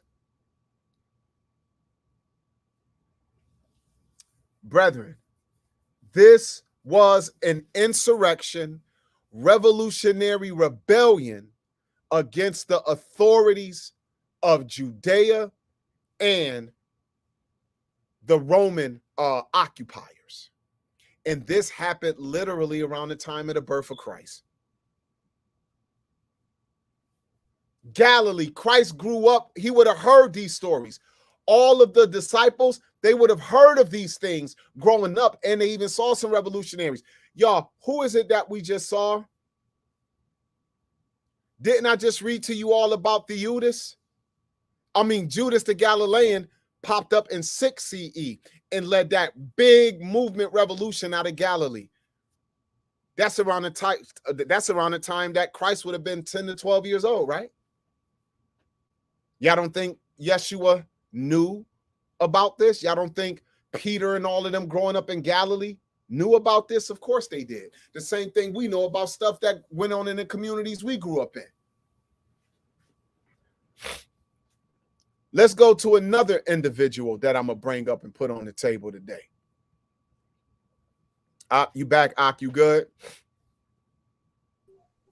Yes, sir. Salakia. I accidentally pressed the wrong button. Oh, okay. No, that's what's up. So we're going to bring up another brother. We're going to bring up Simon of Perea. And guess what? He pops up at the same time. So you got, look at this. You got Judas, the son of Hezekiah, coming out of Galilee around roughly around 4 BC. And at the same time, you got another guy popping up. All of this, bro, you got a couple of revolutionary movements and men who are being looked at as Messianic figures among the Israelite folk. So we're going to look at Simon of Perea. Let me share the screen again. Hold on. Hey, yo, Ak, if you got him, you can start reading at the story. Time. In 4 BCE, King Herod the Great died. Immediately there were several revolts against the rule of his son and successor, Herod Archelaus. One of the rebels was Shimon of Perea, who claimed the kingship for himself. And the fact was a slave is of no importance. Slaves could be highly educated and civilized people. There was also Simon, who had been a slave of King Herod, but in other respects a comely person, of a tall and robust body. He was one that was much superior to others in his order, and he had great things committed to his care. This man was elevated at the disorderly state of things, and was so bold to put a diadem on his head. And while a certain number of the people stood by him, and by them he was declared to be a king, he thought himself more worthy of that dignity than anyone else. He burnt down the road. Hey, yo, he, like, remember Yeshua was by the people. They anointed him to be a king when he came into Jerusalem that time. You got the same thing here earlier. This is when Yeshua is but a young man. He's a kid at this time. But this guy right here put a crown upon himself, and many people declared him to be a king. And isn't that a direct contradiction to the Roman authorities? Yes, it is. Go ahead and continue on. He burned down the royal palace at Jericho, and he plundered what was left in it. He also set fire to many of the other kings' houses, and in several places in the country he utterly destroyed them, and permitted those that were with him to take what was left of them for a prey. He would have done greater things, but care was taken to repress him immediately. The commander of Herod's infantry, Gratus, joined himself to the Roman soldiers and took the forces he had with him and met Simon. And after a great and long fight, no small part of those who had come from Perea, a disordered body of men fighting rather in a bold than a skillful manner, were destroyed, although Simon had saved himself by flying away through a certain valley. Gratus overtook him and cut off his head. Wow. So we see once again that in Yeshua's childhood, you have this great revolt-like spirit that's constantly happening. And one of the chief places that this spirit showed itself in was Galilee. We got a couple more homies. Let's go look at Athrongis. Let me share the screen again. Let's look at Athrongis, bro. Brethren, this is undeniable. And the reason I'm sharing this info is because we need to all understand that, hey, this stuff was popping up one after the other. So you got Gratus, one of Herod's generals. They get rid of Simon, and right behind him come up another guy. And this is Athrongis, the shepherd. Y'all, oh, man, look. All of this is, man, this is amazing to me that people aren't being taught this history about the climate of Judea that not only did Yeshua and the disciples grow up in, but once they became adults and once Christ was given the words of the Besorah, what followed this, the gospel was being preached right in the midst of this climate. And Yeshua himself started to be called Messiah. But what made him different from everyone else is he never robbed a man, never grabbed weapons of war and fought. This man came in the power of the ancient prophets, man. Or as the people said, like the ancient prophets. So here we go. Yeah, let me share it at Anthronges. And you can start that story, Ak. Let me share the screen. That's a powerful point you just made, Ak. Hallelujah. Here we go. All right. All right. In 4 BCE, King Herod the Great died, and immediately there were several revolts against the rule of his son and successor, Herod Archelaus. One of the rebels was Arthronges, a person neither eminent by dignity of his progenitors, nor for any great wealth that he possessed. For he had been a mere shepherd, not known by anybody. But because he was a tall man and excelled others in the strength of his hands, he was so bold as to set up for king. This man thought it was so sweet a thing to do more than the ordinary injuries to others, that although he risked his life, he did not much care if he lost it in so great a design. He had 4 brothers who were tall men themselves and were believed to be superior to others in the strength of their hands, thereby were encouraged to aim at great things and thought that the strength of theirs would support them in retaining the kingdom. Each of these ruled over a band of men of their own, for those that got together to them were very numerous. They were every one of them also commanders. But when they came to fight, they were subordinate to him, and they fought for him. After he had put a diadem about his head, he assembled a council to debate about the things that should be done. And all things were done according to his pleasure. So Brethren, this meant, do y'all see how big this is? This is what Christ and them grew up in. This was the climate of Judea in their day. Coming out of Galilee was constant threats to the government structure in Jerusalem, and by proxy, the Roman Empire. Go ahead, bro. Continue. so this man retained his power a great while, and he was also called king, and he had nothing to hinder him from doing what he pleased. Together with his brothers, he slew a great army of both Roman and of the king's forces, and managed the matters of what the hatred of each of them. They fell upon the king's soldiers because of the licentious conduct that they had been allowed under Herod's government. They fell upon the Romans, and because of the injuries that they had so lately received from them. But in process of time, they grew more cruel to all sorts of men, nor could anyone escape from one or the other of these seditions, since they slew some out of the hopes of gain, and others from a mere custom of slaying men.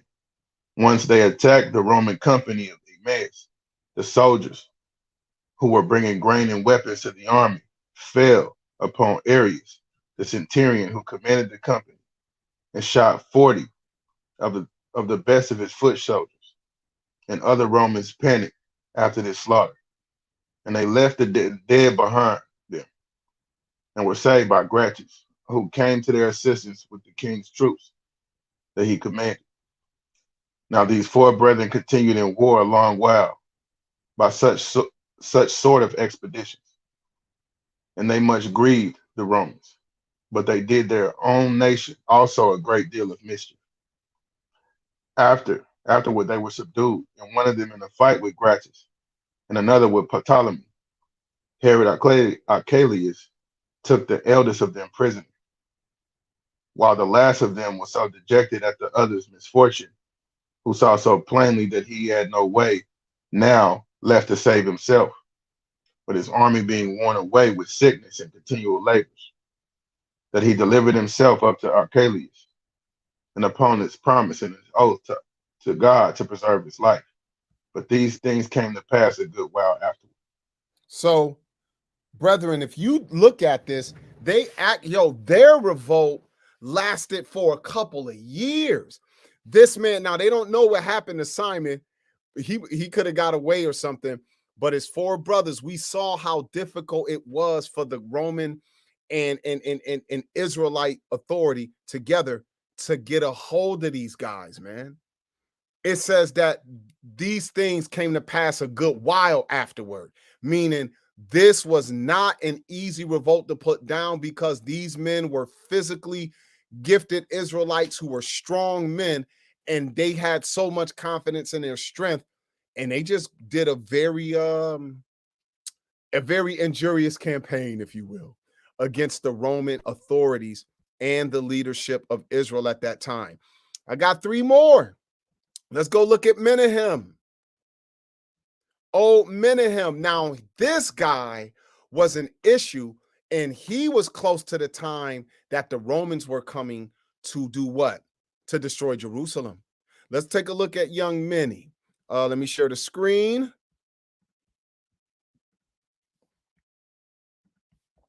All right.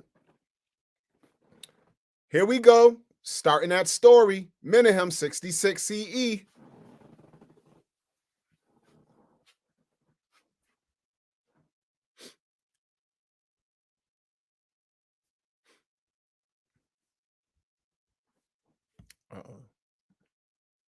Oh, if you talking, knock, your mic is muted. According to Flavius Josephus, the scholar, Menahem was the son of Judas the Galilean, but on chronological grounds, this seems unlikely. He may have been his grandson. His ministry took place at the beginning of the war against the Romans, when the Jews had not expelled their enemies from Jerusalem. In the meantime, one Menahem, the son of that Judas, who was called the Galilean, took some of the men of note with him and retired Masada, where he broke open the King Herod's army and gave arms not only to his own people, but to other robbers also. Wait, what do you mean other robbers? These are bandits who take from the wealthy and give to the poor. I just need y'all to understand that. Go ahead. These he made use for a guard and returned in the state of the king to Jerusalem, and he became a leader of sedition. After this, Menahem captured the governor's palace at Jerusalem and laid siege to some minor Roman fortifications and ordered the execution of the high priest. He was now the only leader of the Jewish revolt and could boast remarkable successes. However, the son of the high priest, Eleazar, was the leader of the temple guard and Menahem's deadly enemy. Once again, who does he come in head-to-head combat with, if you will? The high priest, the son of the high priest, who was the leader of the temple guard. This is Israelite versus Israelite, because this man is saying, yo, the government is corrupt. They in bed with the Romans. We gonna take this over. So he got to fight with his own people. Who had the issue with Christ and the apostles? The chief priests and the Sadducees and the Pharisees. Same group of people. Continue, Ak.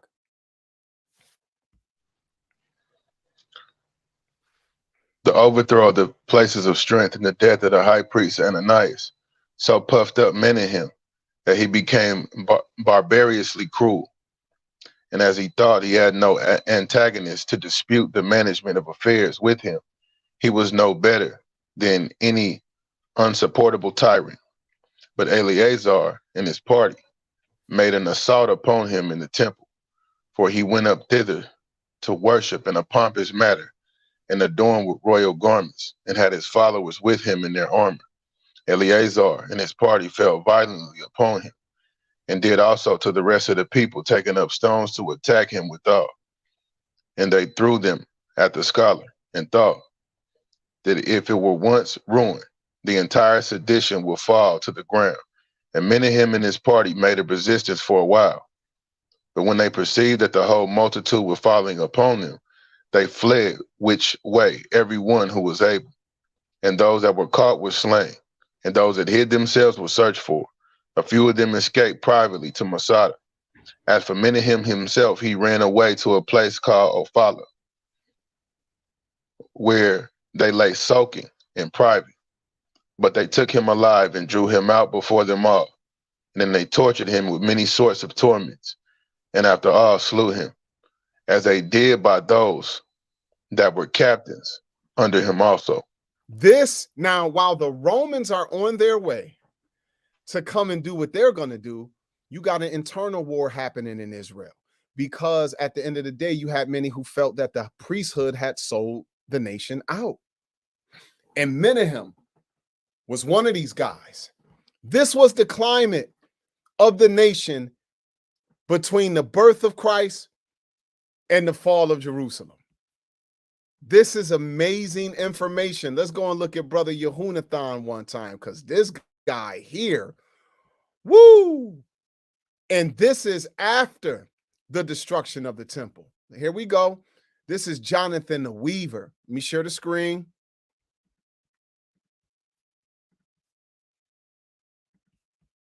All right, Ak, when you got it, we'll start that story. After the destruction of the temple, the rebels called Sakari dagger men did not stop their activities. The madness of the Sicarii, like a disease, reached as far as the cities of Cyrenaica because of one Jonathan, a vile person, by trade a weaver, came thither and prevailed with no small number of the poor sort to give ear to him. He led them into the desert, upon promising them that he would show them signs and apparitions. And those of the greatest dignity among the Jews of Cyrene informed Catullus, the governor of the Libyan Penopolis, of Jonathan's march into the desert, and of the preparations that he made for it. So Catullus sent after him both horsemen and footmen, and easily overcame them, because they were unarmed. Many were slain in the fight, but some were taken alive and brought to Catullus. As for Jonathan, the head of this plot, he fled away at the time, but upon a great and very diligent search, which was made all over the country for him, he was at last taken. So, brethren, you can look at it. Jonathan, eventually, after they, rebuked him and put him on trial, they burned him alive, right? That's what happens. And when you have this kind of situation, it starts to become a threat as the Romans see this constant internal struggle, because they know that the struggle is really about either side at the end of the day. Is really at the end of the day against the Romans, and is looking for the opportunity to get the Romans out of the land. But since people felt that the government itself was in a puppet mode, you had many who stood up among themselves, and they would always get a great number of the poor and disenfranchised people to listen to them, and i.e. they would start these kind of revolts and revolutions. And all of this is happening in Judea, some of it at the exact same time that Christ was a kid, during the time of his ministry and the apostles' ministry, even all the way up until the destruction of Jerusalem. Let's go to one more individual for the night. Let's go to the young Samaritan prophet. Here we go. Now, this happens in Samaria, which is right north of Galilee, right around the time that the apostles took over the church after the resurrection of Hamashiach. Let's take a look at this. The Samaritan prophet. All right, here we go. And if any of you want to read about some of these people, y'all could go and read about these guys in the complete works of Josephus. He gives a lot of detailed information on them. All right, Ox, so when you got it, we'll start at story. In 36 CE, the governor of Judea, Pontius Pilate, was confronted with a serious rebellion in Samaria. For a man who made light of the mendacity and in all his designs catered to the mob and rallied them, bidding them to go in a body with him to Mount Gerizim, which is, in their beliefs, is the most sacred of mountains. He assured them that on their arrival, he would show them the sacred vessel, which were buried there, where Moses had deposited them. His hearers, viewing this tale as plausible, appeared in arms. They posted themselves in a certain village in Tarathana, and as they planned to climb the mountain in a great multitude, they welcomed to their ranks new arrivals who kept coming. But before they could ascend, Pilate blocked their project route up the mountain with a detachment of the cavalry and a heavily armed infantry, who in an encounter with the first comers in the village slew some in a pitched battle, and to put others in flight. Many prisoners were taken, of whom Pilate put to death the principal leaders and those who were most influential among the fugitives. That's good. Brethren, this right here is a situation that we have to understand would have held great weight. We could be led into thinking that Yeshua's movement was the only game in town. It wasn't. It was just the most effective. It is the only one that has what? Created a name that's been exalted above all names. I'm reading this information, me and Akin. For some of you, this is the first time y'all ever heard of any of these people. Y'all like, yo, this was happening at the same, yo, with 36. This is around the second, third, or fourth year of the apostles now being in charge of the church in Jerusalem. The same Pontius Pilate that was used to put Jesus to death just 3 or 4 years earlier got to take soldiers to Samaria to get rid of a new prophet who done popped up. And while that's happening, you still got what's happening in Jerusalem with the church growing under the leadership of the apostles. So I'm going to go back into a couple scriptures before we get up out of here. But from what we got on the table so far, any thoughts you want to share? Yeah, definitely. One of the thoughts were when Shaul was warning them about false prophets and things of that nature. He was warning the people about false messiahs. And that just comes to mind when you talk about all these people who were given to this, gore, who were given to violence, who were given to, more so I would say a carnal revolt to a degree. That definitely stands out. Hallelujah. I agree, Ak, and that's what makes what Yeshua and them did so profound.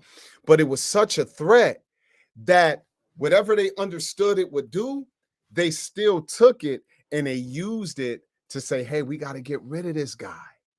If we don't stop, all men will believe on him. And then the Romans really going to come and it's going to be over for us. That's amazing to me because I wanted to show the contrast of you could see why the Romans would show up with armies and try to put down these things we read about. But why would they treat Yeshua the same way? They're the only ones who were sent by the Ruach to really give the message. And actually, out of all of these, while many of them may have died, quote unquote, for the people, Yeshua is the only one who truly gave his life for the people. And his disciples followed suit, we know, eventually as their movement grew and they became a threat to the status quo. So let's get back to the text. Let's go to Luke 23. And hey, Ak, I appreciate you reading and helping out tonight. A very great help. So let's go to Luke 23.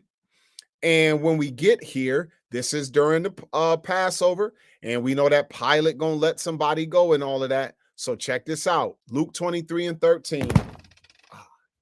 Shook my thing.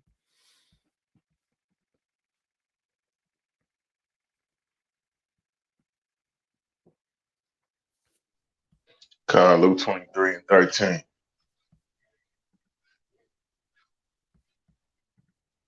One moment. And Pilate, when he had called together the chief priests and the rulers and the people, and he said unto them, ye have brought this man unto me as one that perverts the people. And behold, I, having examined him before you, have found no fault in this man, touching those things whereof ye accuse him. Look, you done brought this man to me like he one who pervert the people. See, that's not what Yeshua was doing. But we have read many counterparts in his lifetime and beyond who did pervert the people, meaning they were doing things to cause insurrection and take lives and all of that. But he like, yo, I've interrogated this man. I don't know the things y'all accusing him about. No, I think he all right. But go ahead, continue.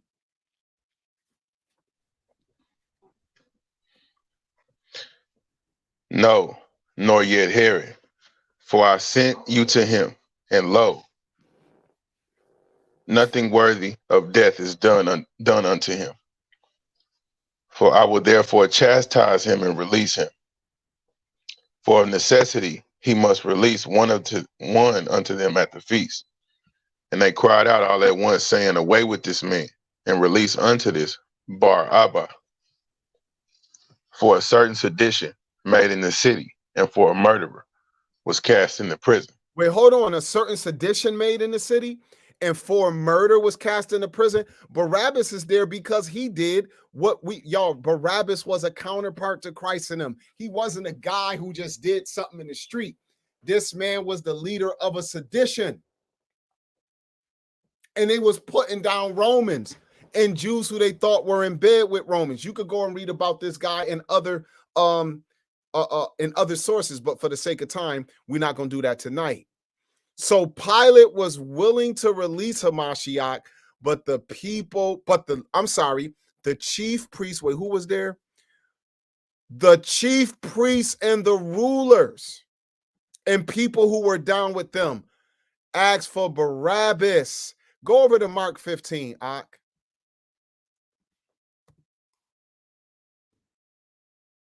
Look at how the Most High used this climate and put Hamashiach right in the midst of it. Chapter 15 of Mark, and let's start at verse 6. This is Mark chapter 15, verse 6. Now at the feast he released unto them one prisoner, whomsoever they desired. And there was one named Barabbas, which lay bound with them, that had made an insurrection with him, and who had committed murder in the insurrection. And the multitude, crying aloud, began to desire him to do as he had ever done unto them. But Pilate answered them, saying, Will ye that I release unto you the king of the Yahudim? For he knew that the chief priests had delivered him for envy. But the chief priests moved the people that he should release Barabbas unto them. And Pilate answered and said again unto them, What will ye then that I shall do unto him whom you call the king of the Yahudim? And they cried out again, Crucify him. And then Pilate said, That's good. That's good. Do you all see what was going on at the same time that Yeshua was leading his movement in Judea? You got insurrection happening all the time, and some of these individuals became so popular they were even being called messiahs because the people saw hope in someone standing up and fighting, even if these people committed murder. Go over to the book of Matthew. We're going to go to Matthew chapter 27, and I got another, it's all pretty much here. And I got one more text after this. Matthew 27.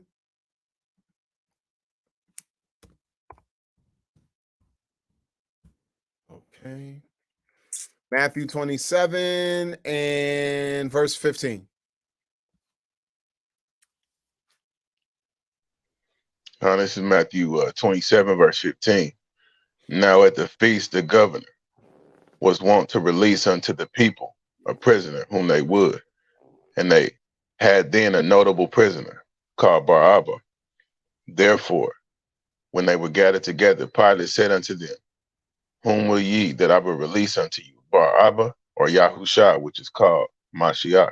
Okay, Ak. It says they had a notable prisoner. You know what that means. This was somebody on that young most wanted, right? Pilate's most wanted list right here.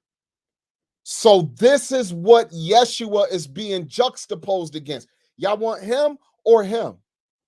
What? The leaders of two different kinds of insurrection. Pilate was suspicious, like this guy here ain't really did nothing that I think I should be involved. This guy who we already got him. He makes sense. But y'all, I don't think y'all justified in what y'all trying to say about this guy. He's trouble to y'all. I don't see a problem yet. Brethren, pay attention to what the Most High is doing. He's using this climate to guarantee the crucifixion of his son, which he used as mercy for us. Let's skip down. For the sake of time, y'all could go back and read this stuff on your own, because I know that me making this presentation tonight with this type of nuance, for some of you, it's causing you to kind of look at this thing a little bit differently when you get into the more human and natural narrative of how Yah used the climate to persecute his son. Matthew 27, and skip down to verse 41. So now Yeshua is up on the quote unquote cross, if you will, or the tree. Verse 41. Con. This is Matthew 27:41. Likewise, the chief priests mocking him with the scribes and the elders said, he saved others. Himself he cannot save. If he be the king of Yasharal, let him now come down from the tree, and we will believe him. And he trusted in Allah, and let him deliver him now, if he will have him, for he has said, I am the son of Allah. The thieves also, which were crucified with him, cast the same in his teeth. Hold on. Now, hold on. So this is happening, and the two thieves, or the thieves who were crucified. Why is he being crucified with thieves, people? Let's look at this right here. Thieves. I'm bringing up the tools here right quick. Thieves.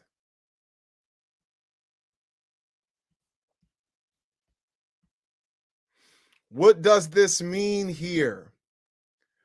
A robber, a plunderer, a freebooter, a brigand. Y'all know what those words mean? In another place, they said Christ was put together between two malefactors. That's the word they use in another text here. What are malefactors? Do y'all know that word means literally insurgent, rebels, one who acts contrary to the policies and decisions of their own political party, a person who revolts against civil authority or an established government. Brethren, this is what Yeshua was positioned among and basically treated as, because that's how the chief priests and the scribes and the Pharisees, who were the governmental leaders of the nation, understood his threat to be.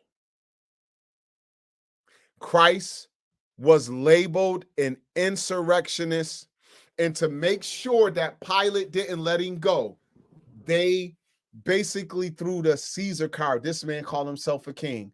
Now, unless he was appointed by the Roman officials, ain't no man king but Caesar.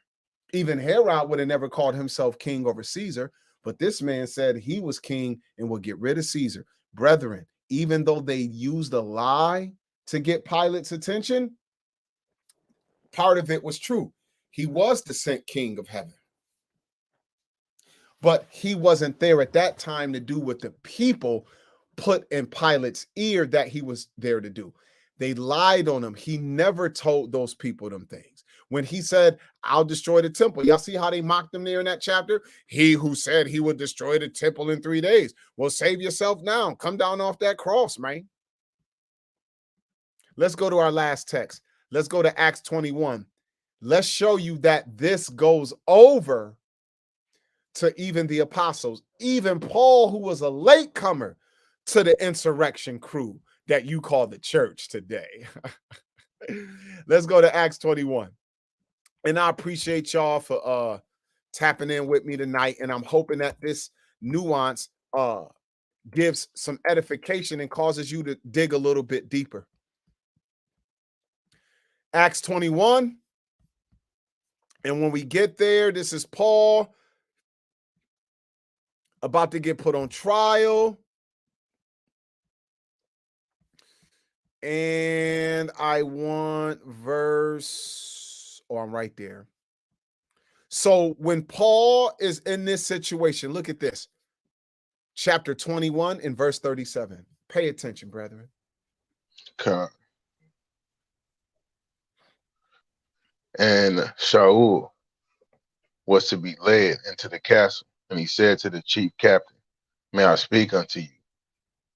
Who said, can you speak, Yavani? Are you not the Egyptian, which before these days made an uproar and led out into the wilderness 4,000 men that were murderers? And Shaul said, I am a man which am a Yahudi of Tarsus, a city in Sicilia, and a citizen of no mean city. And I beseech you, suffer me to speak unto the people. Hallelujah. When Paul spoke Greek, dude said, wait, hold on. Who are you? Aren't you that Egyptian guy we've been looking for? Brethren, this is not Egyptian in the classical sense, but in the Acts 2 sense. The Jews who lived in different places were identified by the place they lived in. Like many of you who think you Israelites today, you would be called the American. Hey, aren't you that American? So wait, hold on. Aren't you that Egyptian, which before these days you made a whole revolt and you let out into the wilderness 4,000 men that were murderers? Paul like, no, that ain't me. I'm a Jew from Tarsus, bro. Brethren, why was that the case? Because that man was a threat. If you go and do your research, they believe this Egyptian that they were looking for at the time. So while Paul and them are preaching the gospel, Paul traveling, y'all remember, Paul had just got back not too long ago from abroad and came back to Jerusalem to see the brothers and this, that, and the third. And while that's happening, the reality in Judea is constant revolt and revolution. A lot of it coming out of Galilee, where Christ and the apostles were from, even to the point that when Paul on trial, they mistaken him for some Egyptian Hebrew who they've been looking for, who started a little movement and got a few thousand men that they trying to get a hold of, who are killers.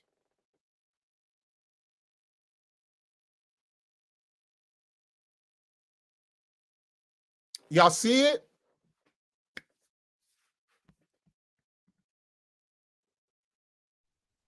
Con.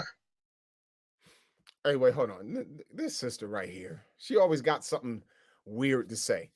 What I look, a glimpse of what I would look like in the future. That's good. I'm not ashamed of what I look like. I'm looking like my uncles.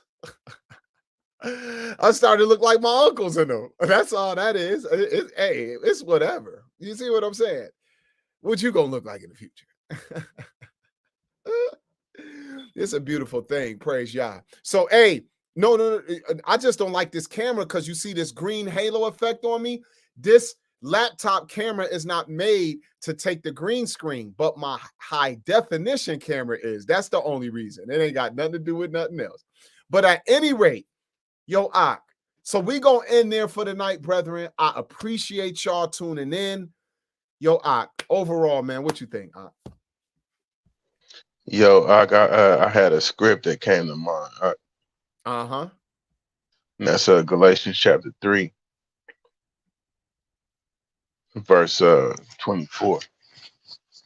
And this is one of the verses I would argue is one of the most butchered texts. It's one of them butchered texts in the New Testament. Right? It says, and this is Galatians 3 and verse 24.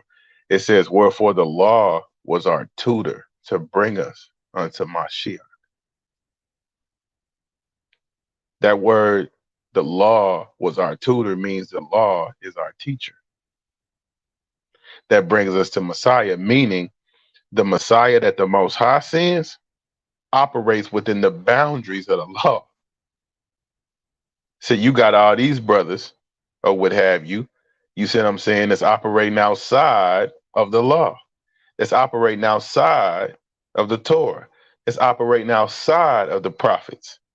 It's operating outside of the Psalms. So when you see this statement here, wherefore the law was our tutor to bring us to Messiah, you see what I'm saying? If you got anybody claiming to be a prophet or claiming to be a Mashiach, but they are not operating within the laws of the Most High in real life. But if they are not operating within the Psalms, if they're not operating within the prophets, you know that this individual is not one that would be sent by Yah. When the Mashiach say he come in the volume of the book, he means that. See, because the law being our teacher brought us to him. Because he fulfilled, he operated, he honored the Most High's laws. These brothers that we read about ain't almost that. You see what I'm saying? So that really was on my heart in terms of what we were reading. And I'm definitely appreciative and grateful that you brought this information to the forefront, because that really gives life to this verse. Wherefore the law was our tutor to bring us to Mashiach, that we may be justified by faith. You see what I'm saying? So in terms of how the Mashiach came to redeem us, came to liberate us, you see, from the things we really need liberation from, which is some of whatever reason that would have caused us to transgress the laws of the Most High. That's what we need freedom. And all praise be to the Most High. Hallelujah. Well said. He came and brought a deliverance that had nothing to do with the Roman authorities. It had nothing to do with you picking up a knife. You know what you were supposed to kill? Self. He said, pick up the cross and follow me. He was saying, pick up this path of denial of self. And you'll start to understand how the kingdom of Yah is going to come forth, and you'll be able to see it and perceive it. I see what you asked there, Sister Karen. Shalom and welcome. She said, was it not that the Pharisees and high priests were no longer Israelites, but Edomites appointed by the Herods? No, sis, what happened is you have the Hasmonean dynasty, which comes from the Maccabees family, the Levite family that led the revolt against Antiochus Epiphanes. Once that was put down, as time went on, John Hyrcanus forced the children of Edom to join Israel, and they became Jews by religion. And from that time forward, you don't really hear about Edom being talked about as a nation anymore.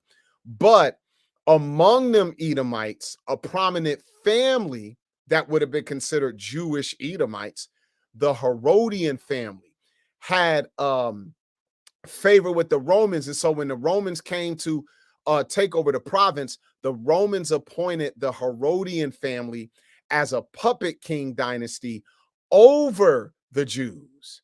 And so it's not that the Pharisees in them no longer were Israelites. No, the Pharisees were staunch Hebrews. Nah. And then and so what you have is Edomites now mixing in with the Jews or with the children of Judah and Benjamin and Levi. Like Paul told you, I'm a Benjamite.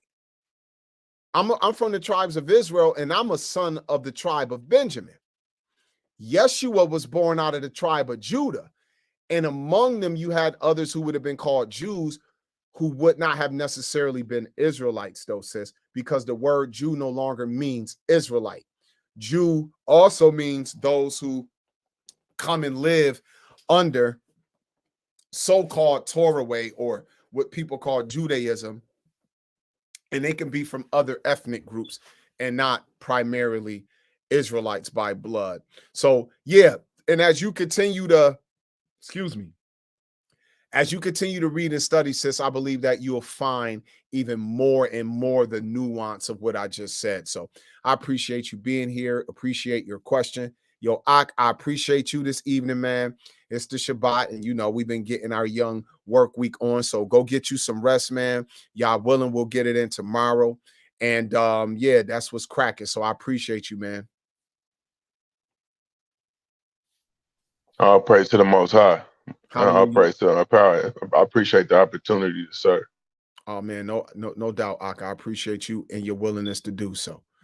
So look, family, that's it for this evening. I done put another one in your face. Another one, right? Another one.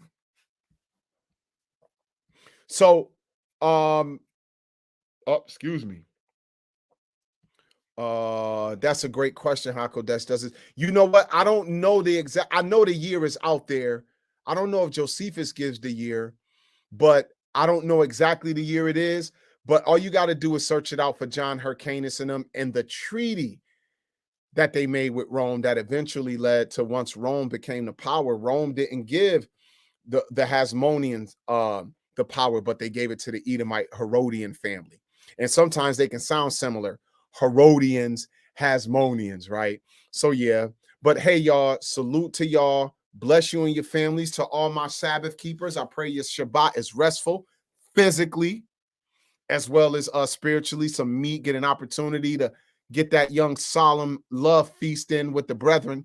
And if you're watching tonight and you may not consider yourself an observer of the weekly Shabbat, I still pray that if you claim to be a follower of Hamashiach, that tonight's information helps you as you continue on your journey of study and understanding. All right, y'all. Good evening to you and your families. Shalom, shalom.